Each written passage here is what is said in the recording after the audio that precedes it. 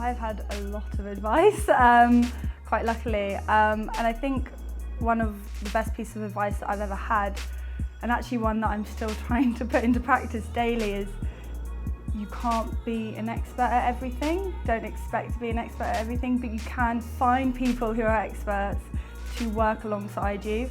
And sometimes I think we have that obsession of trying to prove ourselves that we end up kind of going outside of our scope of capabilities and skill sets when they're just sat next to you or they're sat on the floor above. So it's just learning who to contact when you need them and not trying to do everything on your own. It's quite a difficult one, isn't it?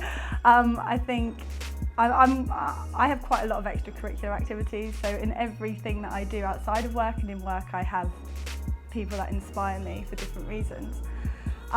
But one person who's really inspiring me at the moment is Greta Thunberg.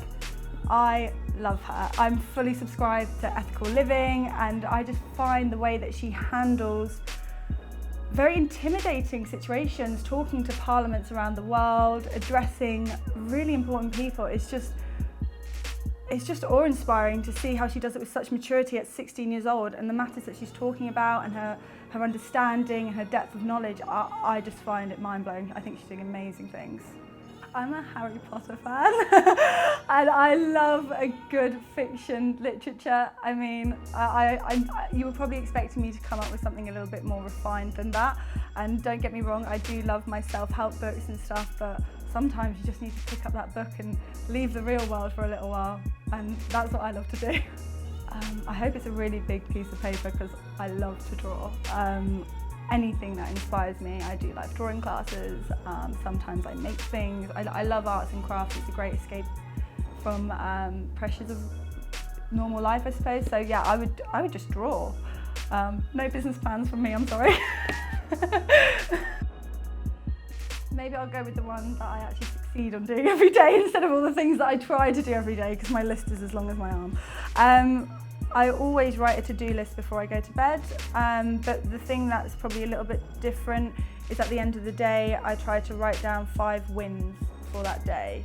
So it could be something as small as I'm trying not to eat bread and I didn't have bread for lunch, or I didn't rise to a comment that a colleague made perhaps, that, or small things that I'm trying to get over myself.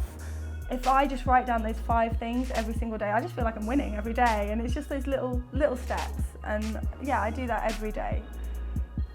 I live in Greenwich, and I love the green spaces, and I love the beauty and the architecture and like that historical footprint right in the centre of London with the Royal Naval College and the Royal Observatory and the Queen's House and the Cutty Sark, and it's just an amazing place, and there's always festivals on in the weekend in the summer. It's a really nice vibe, and I have a dog and she loves the park, and yeah, I just love how you're kind of in London but you're kind of not, which is really nice.